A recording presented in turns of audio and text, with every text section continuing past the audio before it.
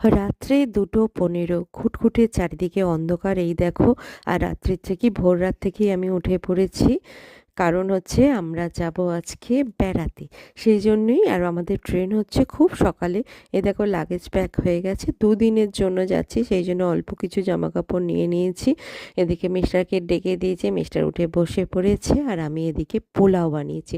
এটাই তাড়াতাড়ি হয়ে যায়, আদিবাবু খেতে খুব ভালোবাসে, এটা আদিবাবুর জন্য পোলাও। আর আমি এখানে বানাচ্ছি চা, লাল চা খাবো, যেহেতু এতটা রাত্রিবেলা মানে ভোর রাত্রে দুধ চা খাওয়া ঠিক হবে না, সেই জন্যই লাল চা খেয়ে নিচ্ছি। লাল চা খেয়ে রেডি সেডি হয়ে নিয়ে তারপরে আদিবাবুদের ডেকে তৈরি করে নেবো।